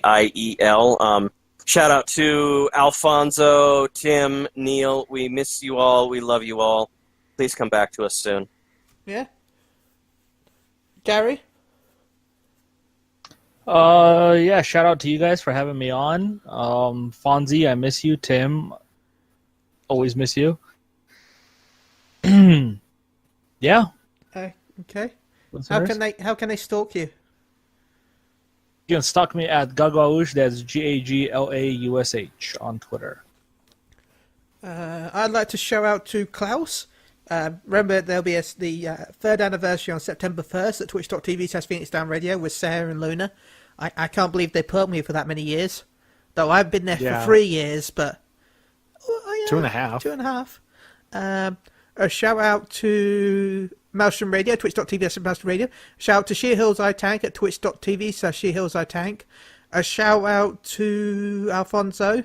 A shout out to Tim. We miss you. I hope you're okay. And give Crystal a hug for us. Shout out to Neil. Hope you're doing okay. If you're even listening to this, you probably skip right to the end just because you don't really listen to anime. So this is the only bit you're listening to, probably. So is he shouting us out? I'm like, yeah. A shout out to Crunchyroll. I'm a whore. Please give us a link. And Funimation. I want to give a shout out to Funimation on your tail of that because they were the ones that had the Golden Kamui dub. Crunchyroll did not. And a shout out to Funimation. And Netflix for having a bunch of awesome anime for us to watch too. Yeah. Mm-hmm. But I don't think Netflix will even notice us. But, notice me, senpai. Maybe if you tweet out to them. Yeah. Maybe Netflix, notice us, senpai. Should I just tweet every anime? I've just Crunchyroll, Funimation, Verve, Netflix. Well, sure, why not? Anyway, is it gonna hurt? No. Maybe. They'll be like, please stop contacting us. Do you want it to hurt? Maybe. Anyway, I'll finish my shout-outs now before I get into too much trouble. Shout-out to everyone that's listening. Please keep listening. Give us a review, maybe. This is the first time I'm bothering with this. So go give us a review on the Google App Store or on the iTunes or whatever. Give us Yeah, a let us know what you guys think of it. Yeah, give us a 0 or a 5 star. Nothing in between though. We want a 0 or a 5. You either like it or you hate it, to be honest. No, feedback is definitely always Yeah. at any of our contacts. Feedback's always welcome. If you want to tell me to shut the fuck up, Well, please do. Or say, oh no, that Chille guy's too much Shut of. the fuck Get up. rid of him. Get rid of Chille and have Garri host. Maybe. Can I just leave now? Overlord will take over. Anyway, until then, anime sentence here. Good night. I don't know what to say. Plus Ultra! Yay, we'll go with that. Plus Ultra! I don't know, it works for My Hero. No. Plus Ultra! No. Go end the podcast now. End it. Goodbye. End it now. Goodbye.